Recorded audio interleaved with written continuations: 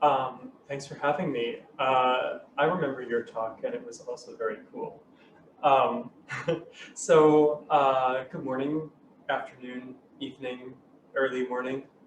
Um, I'm Kenny, and I would like to talk about mental health in academia and beyond. So I want to say before I get into anything that this talk has perhaps a bigger content warning than probably any other content in this mentoring workshop. Because I'm going to be talking about not just generalities about mental health, but specifics about the experience of mental illness. I'm going to be talking about chronic disability. I'm going to briefly mention suicide, but I'm not going to go into details about it. I'm going to talk, of course, about the current global pandemic, about police violence and structural racism. These things are hard to talk about. They're hard to listen about. And I want you to take care of yourselves during the course of the talk.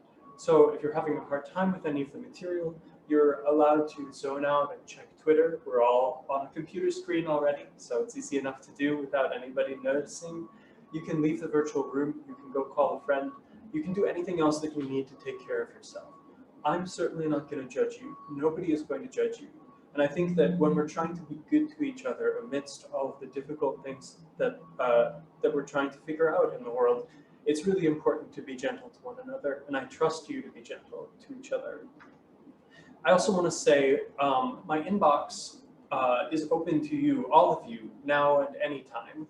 I'm going to put my email address at the bottom of almost every slide in this presentation so that hopefully there's enough opportunity for you to copy it down while I'm talking.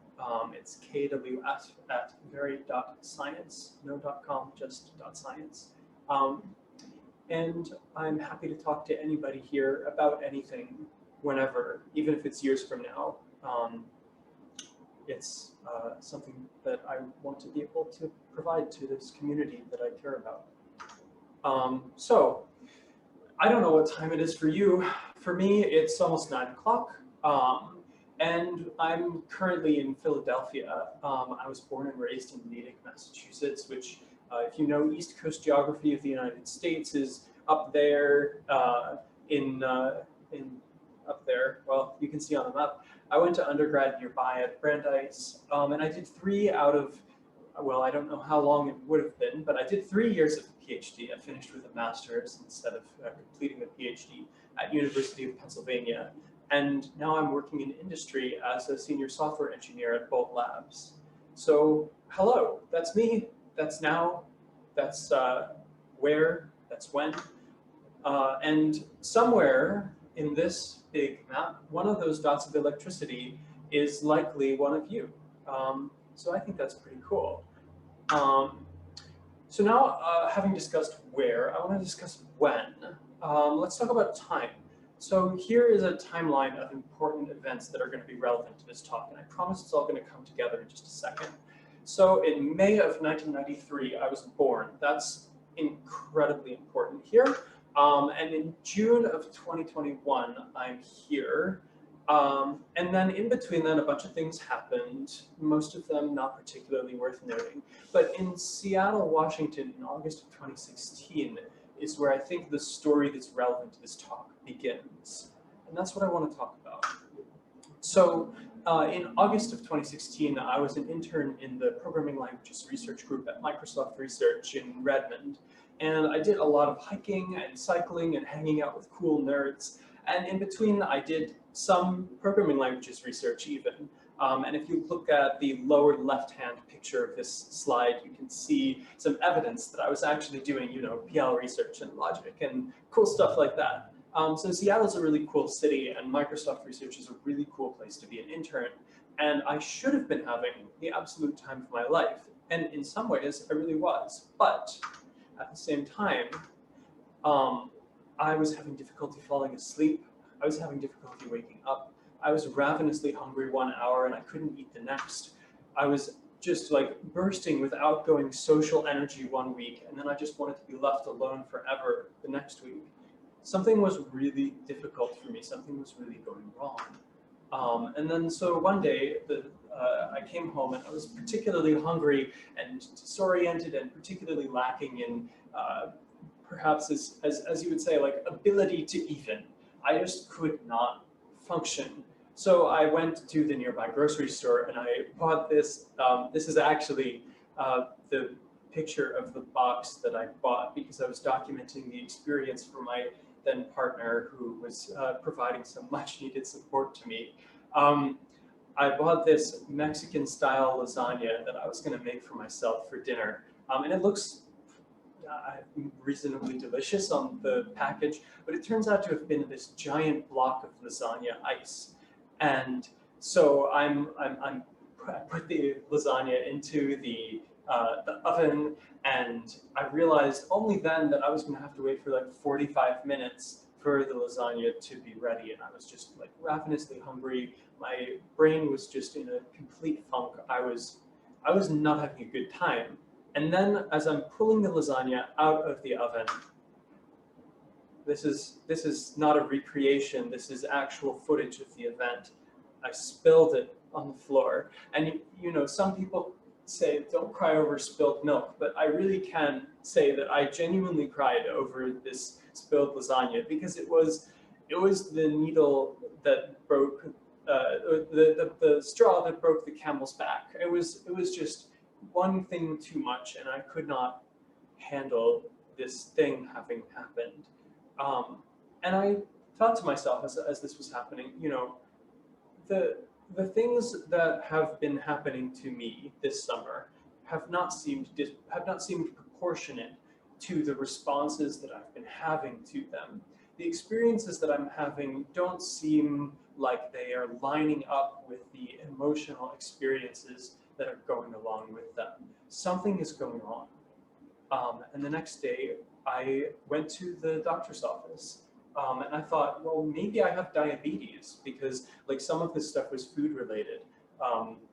Like it felt like I was having blood sugar crashes with all of this like fluctuation of energies and things like that. And so the doctor was like, well, they did a bunch of blood tests to check for conditions that might result in the symptoms that I was experiencing. So I didn't have diabetes. I was in fact told that I had an exemplary pancreas and a reasonably functional thyroid gland. So I didn't have hypothyroidism, which is another thing that can cause these kind of energy fluctuations. And then the doctor was like, well, can I bring in my like medical student? It was a teaching hospital, the University of Washington teaching hospital. And the doctor said, like, can I bring in my med student? Because I want her to see, I want her to be able to learn from this experience if you don't mind, because what you're experiencing is a textbook example of bipolar disorder. And, you know, I think not everyone would have reacted to this disclosure in the way that I did, because my reaction was incredible. I get to help educate the next generation of doctors. Fantastic, bring your student in. So, you know, perhaps in terms of bedside manner, the doctor was taking a little bit of a risk, but maybe they read the room. In any case, before I started giving these talks, I spoke about mental illness in generalities a lot, but I also think that it's worth talking in specifics. So, like, I'm telling you my specific story so that you understand the background to this talk, because I think that background in its specifics is important to voice particularly, because situated within this context, there is a problem, and that is that people don't talk about mental health. Especially in academia, people very frequently overlook mental health.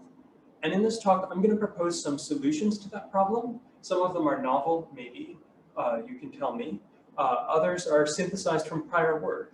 And I want to say a little bit about what happened next to me before moving on to talking about mental illness in general.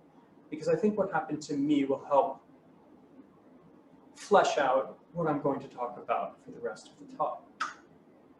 So what happened then?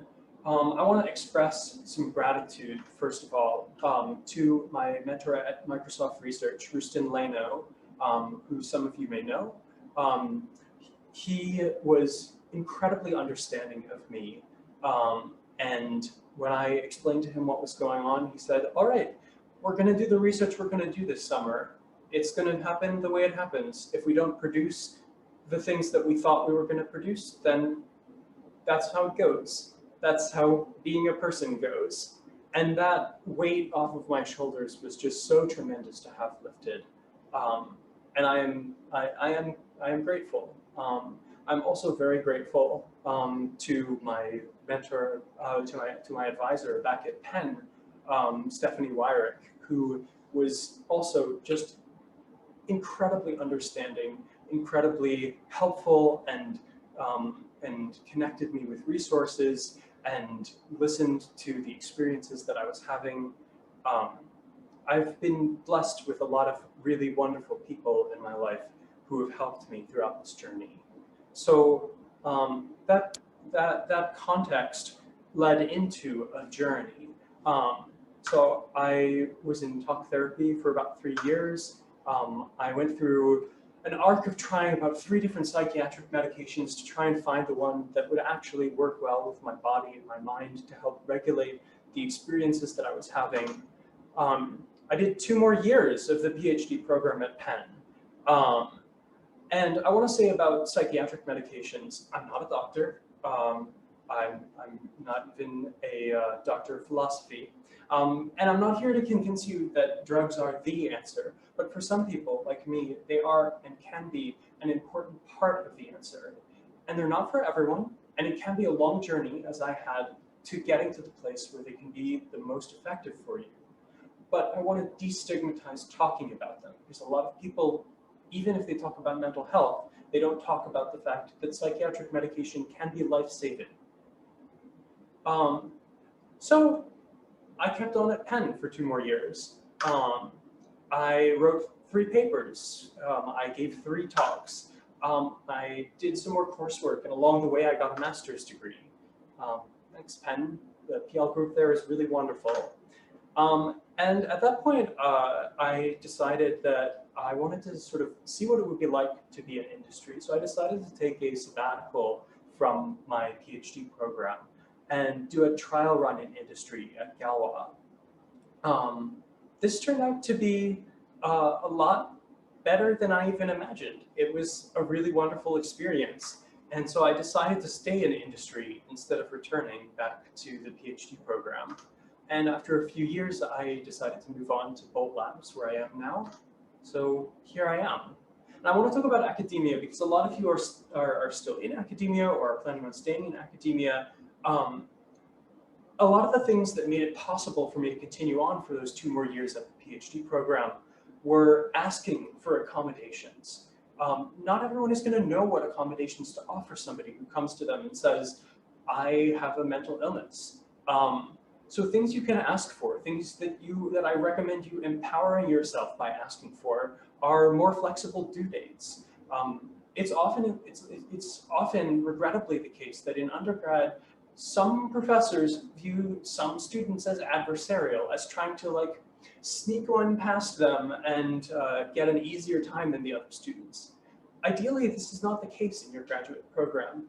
And so if you've been programmed by an undergraduate program that made you feel like you couldn't advocate for yourself and ask for reasonable accommodations, it's worth reevaluating whether that's still true where you are. And I hope that it's not, because a lot of professors, especially in graduate programs, are more than happy to give you accommodations so that you can rise to the challenge of really digging into the work that they're trying to teach you. The assumption, ideally, is that you're participating in a course in good faith. And I should note that I would love for this assumption to be universally true in undergraduate programs as well. And the fact that it isn't is a source of deep frustration and sadness for me. Another thing you can ask for is more frequent check-ins with your advisor. Being held accountable in a gentle way can often be really helpful. And it's hard to disclose that you're experiencing a mental illness, especially because of all of the ambient stigma that exists in the world about mental illnesses. But it's really helpful to you if you do feel safe. Try to ask before you need something, but it's also okay to ask for accommodations or help if you didn't expect that you needed something, but you really do need it. I think you'll find that the world is a little bit kinder than the worst of your imaginations and fears thinks that it is. Because you will be surprised that there are more people who might be directly sympathetic to your experiences than you might imagine.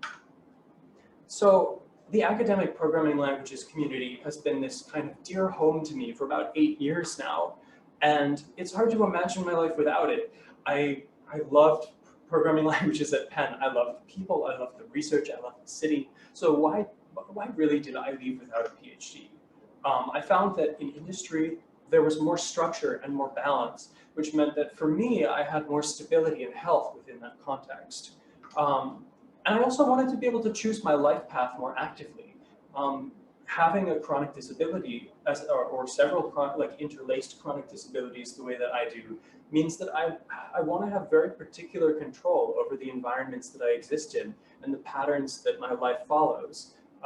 And I didn't necessarily see a path in academia where I'd be able to have the control over where I was in such a way that I could make sure that I was constructing a life that would feel sustainable and happy for myself. So it's my hope that I'll always have this community, and so far so good. And I want to say, if I could do it all over again, I would. Ideally, I would have found out that I had bipolar disorder a little bit earlier than I actually did end up finding out. But I don't regret having gone through academia in the way that I did.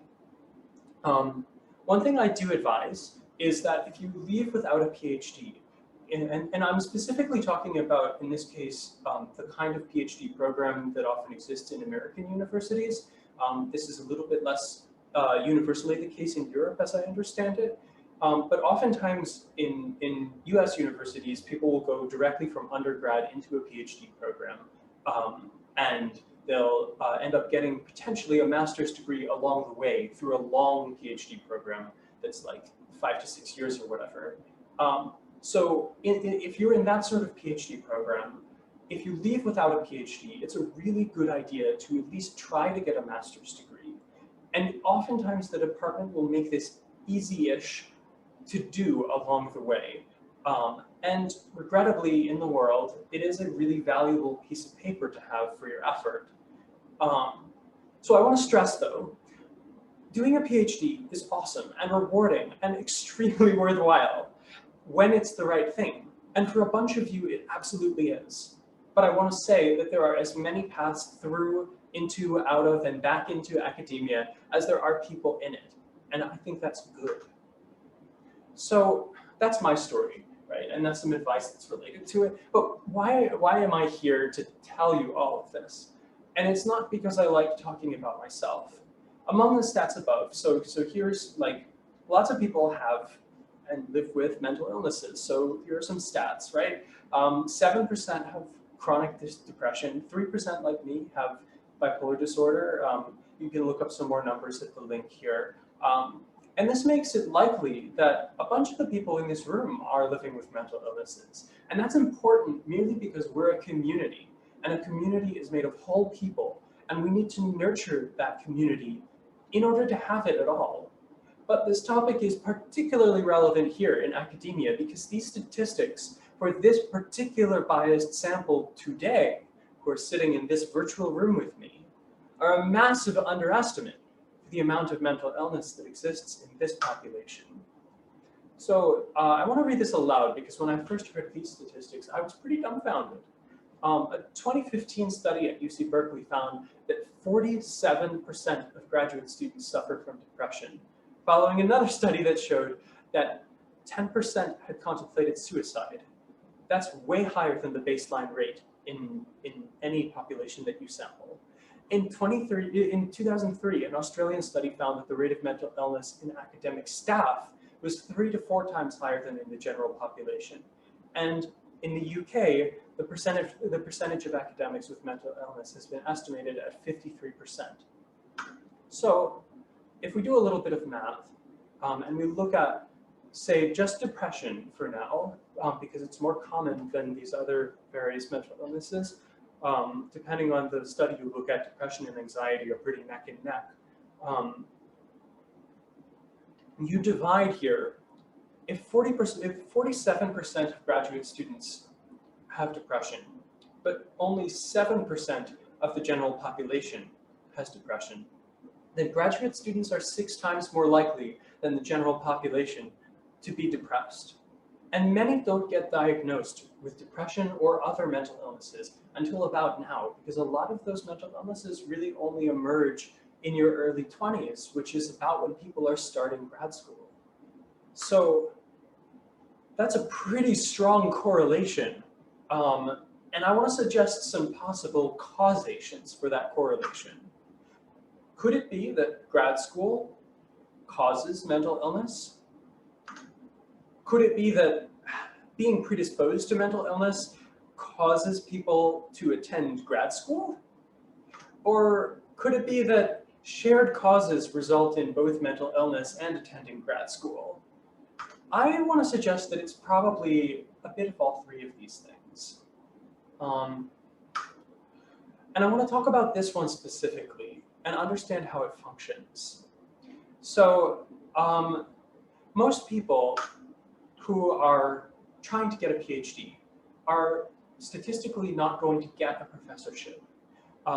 And I hope that this unfortunate fact is something that you're already aware of, but if not, I am sorry to be the person to describe this. At least in computer science, there's approximately 1 faculty job for every 7 people who graduate with a computer science PhD. And so by the pigeonhole principle, there just aren't enough jobs for people who are getting PhDs in computer science. And so this is rough. And then within grad school, there are all of these pressures that cause mental illness to manifest. So I'm not saying that grad school can make a person who is perfectly mentally healthy in every possible way spontaneously develop depression or bipolar disorder or all of these things that we know are genetically linked and are not necessarily things that can just be situationally induced. However, it can mean that if you have the predisposition to develop various mental illnesses, things can get a lot worse. And among those things that create those conditions are the fact that there's a high, what I call accountability latency in grad school. So that means that the point in time when you're told that you need to do something or you realize you need to do something is very, very far separated from the time when you're actually held accountable for it. You know that the conference is a year from now, and you have a year to produce some work for that conference, but there might not be a lot of check-in points to make sure that you're actually prepared for that by that time, and so it creates crunch periods, which of course lead to implicit rewards for heroism during high-stress crunch times, because even if nobody says, we want you to be working zillion-hour days during this high-stretch crunch time, when you actually manage to submit that paper to Licks and you get your paper in and you high-five all of your colleagues and well, there's some significant reward to that, which reemphasizes that next time when you procrastinate and then you crunch, that's the right way of doing it because that gets the goods. It's also really difficult to know when you're allowed to stop work, when your goals are so self-determined as they are in grad school. A lot of the time you don't have a lot of guidance about what is a normal amount of work to put in. And so it's very easy to end up in this cycle where you just work until exhaustion all the time because you don't know whether or not that's sufficient. I also want to mention that there are financial stresses. A lot of conferences, when we were holding them in person, and hopefully again in the future, cost a lot to attend, maybe $2,000. And then oftentimes universities will make you pay for that up front, and then you have to wait for 2 to 3 months to be reimbursed. And on a grad school stipend, that's incredibly significant. There's also a lot of uncertainty about the future beyond, especially, well, in the context of, as I mentioned, the pigeonhole principle, but especially right now, when in-person academia in a lot of places is so uncertain. We don't know what this landscape is going to look like in a couple of years. So these don't create mental illness from thin air, as I said, but they can certainly make it worse. And these conditions both make worse and are made worse by executive dysfunction, by a couple of things that I want to talk about. By executive dysfunction, by narratives about laziness, by imposter syndrome, and by a feeling of hopelessness for healing. So I want to go through these things and just sort of talk about like my architecture in my head for how I understand the way that mental illness relates to things. And these feedback loops function this way for many people, not just for people who have actually been diagnosed with a mental illness, but also for everybody else. And I want to offer some technologies, because words and thoughts are in fact technologies, according to me, to break these tangled cycles. And I claim that these technologies are unusually effective and not entirely obvious. At least they weren't for me, and it took me a while to figure out how to break some of these cycles. So executive dysfunction is a word that I only learned after I was diagnosed with both bipolar disorder and then later ADHD.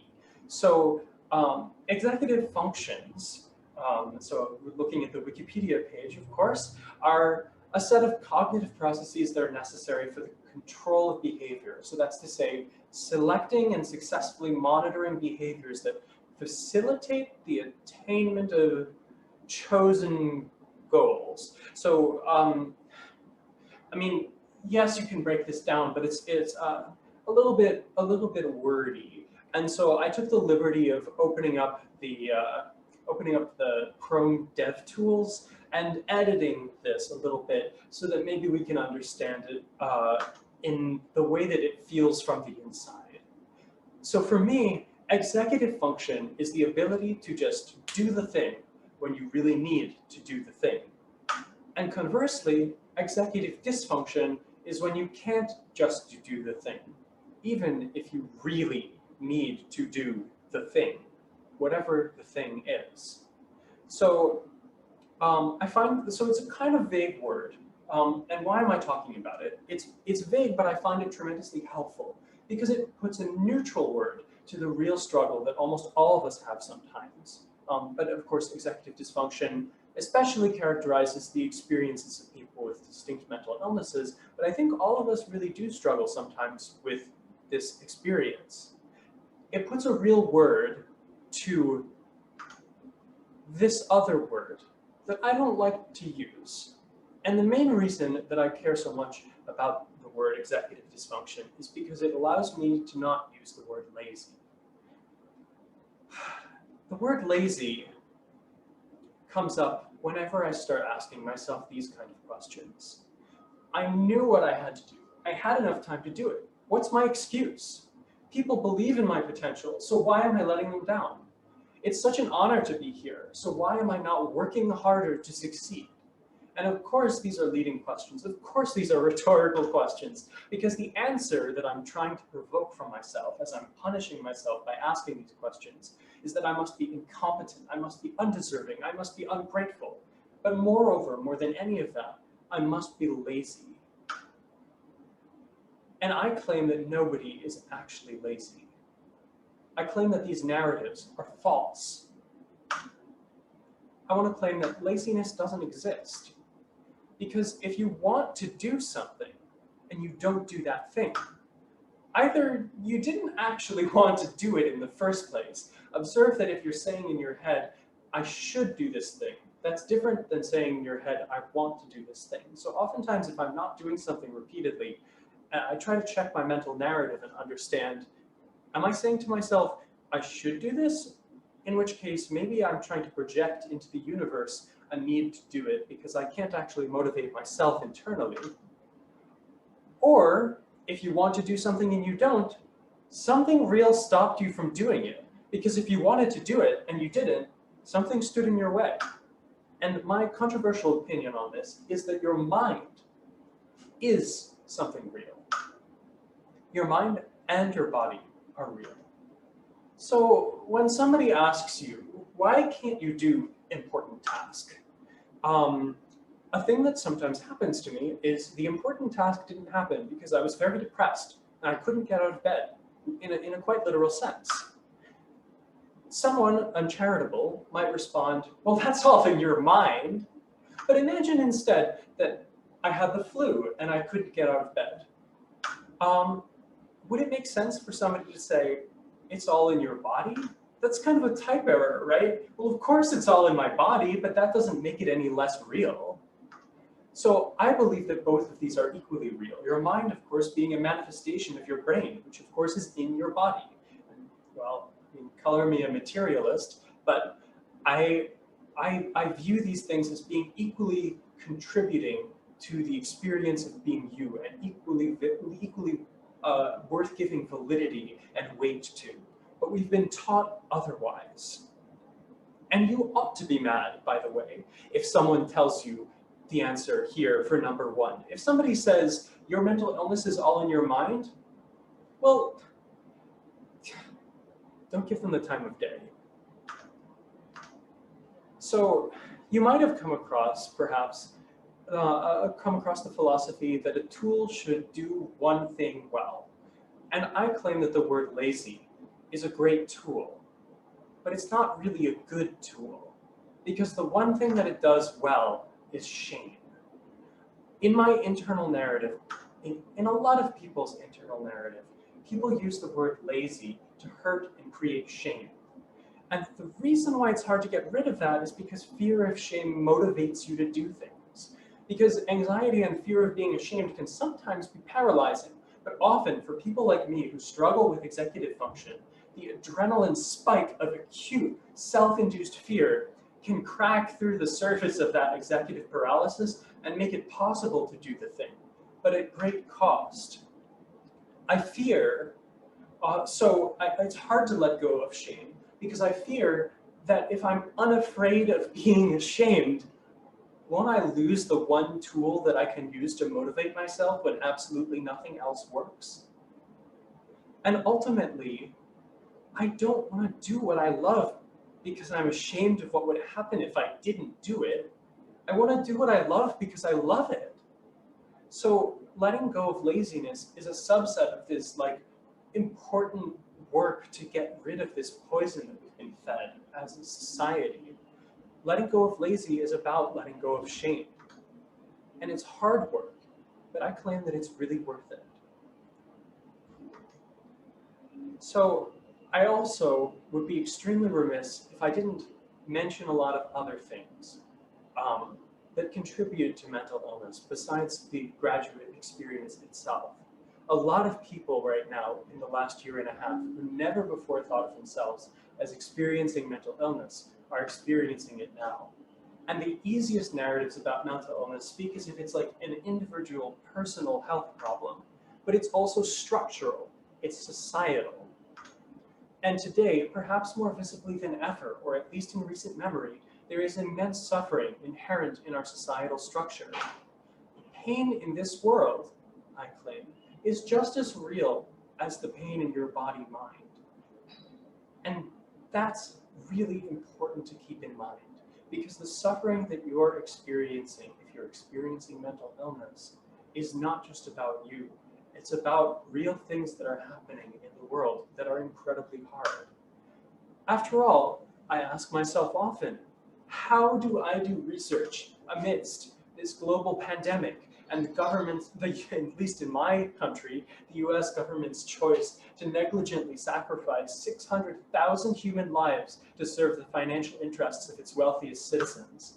How do I do research amidst the continual horrors of systematized state violence against Black people in the US, especially today in the forms of police brutality and healthcare discrimination during a pandemic?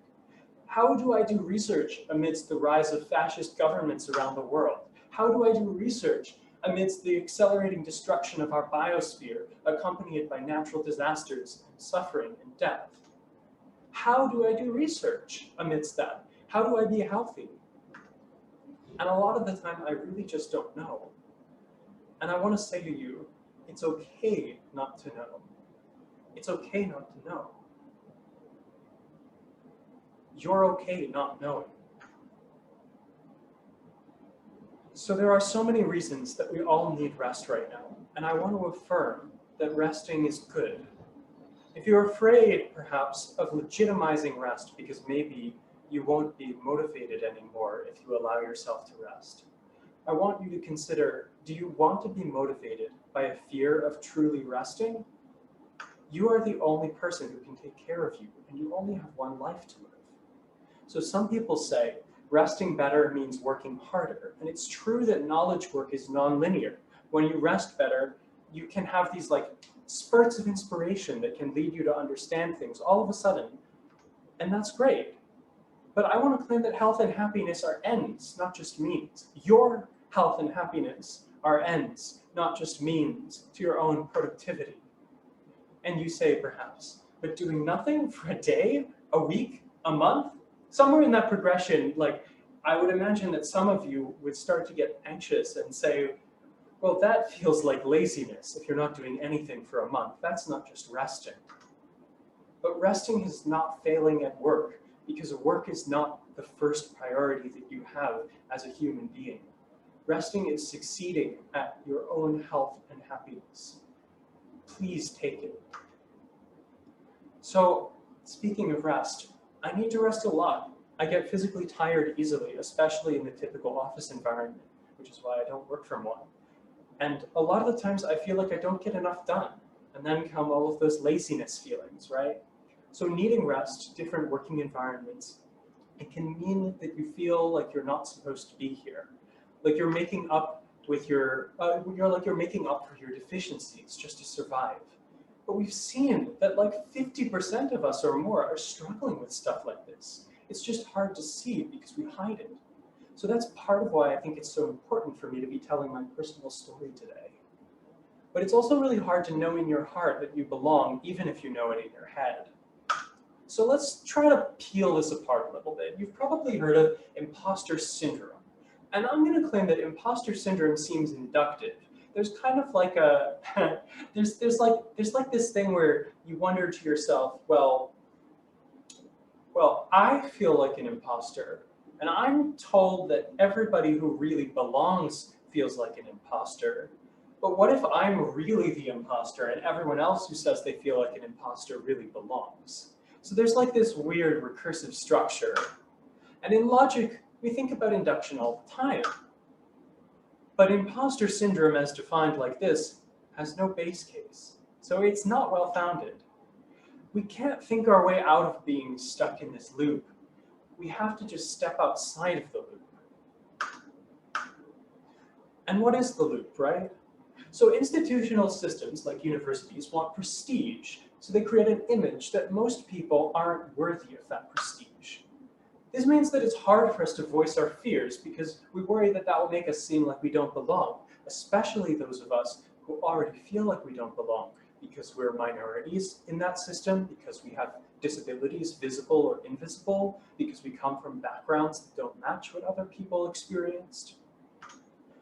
And that means because we hide our fears, we feel like we're alone in our fears, which reinforces the feeling that perhaps we aren't worthy. But really, we're all in this together, and we don't need to fear at all. So, as a show of participation, I'd like to voice some of my own fears, because I guarantee that you are not the only one that has these fears. So, let's go, right? I was able to write this slide in about as long as it'll take me to read it out loud. So I, Kenny Foner, am often scared that I'm a lazy fraud who's gotten by in academia and industry only because I have about maybe one non-terrible idea about programming every year or so. And I'm certain that this year I'm going to run out of ideas forever, and you'll all find out that I've somehow tricked you into inviting me to this wonderful conference, into believing that I'm smart or something, because I like making puns about types. I'm afraid that I'm still here only because programming languages research is so full of kind people who think the best of everyone, even of someone as obviously insufficiently clever or dedicated as me. And that's just in my head. That just poured right out when I was writing this thing. Yikes. So we've talked about executive function. We've talked about narratives about laziness. We've talked about imposter syndrome. And all of these things make being mentally ill in academia even harder. I want to talk now about something different. I want to talk about hope. I want to reframe healing from mental illness. Because I used to think, I'm broken and I want to fix myself. But there's no cure for bipolar disorder that we know about today. or anxiety or chronic depression. So it's unlikely that I'll ever be cured. And I'm destined for sadness if I define success as fixing something that's broken within me, especially because that means that I'm thinking of myself as broken the whole time until the miraculous cure arrives that doesn't exist. So I don't now hope for fixing what's broken. I hope to thrive with or despite sometimes my conditions, and I hope to help fix the world so that all of us can thrive. So what is that hope supposed to even look like? Mental health, I think it's a fallacy to believe that mental health is monotonic. It's easy to feel when you're in the middle of it, permanently despairing at every setback, and permanently cured at every success. But both of those are illusions. It goes up and down, it ebbs and flows. It's more like the weather than it is like, unfortunately, the climate. So when I'm suffering, I remind myself that I will not always be suffering in this way. And when I'm happy, I also want to remind myself that I won't always be happy in this way, and so I should savor it. But I want to always know that there will eventually be joy again. I promise you there will. So, they say it takes a village to raise a child. I say it takes a village to give a talk. In a normal technical talk, I'd use this slide to acknowledge my co-authors and my collaborators. And that's exactly what I'm doing in this not entirely typical, maybe a little bit technical talk. Thank you to all these people for mentoring me, for caring for me. I could not have given this talk without you. And thank you for being here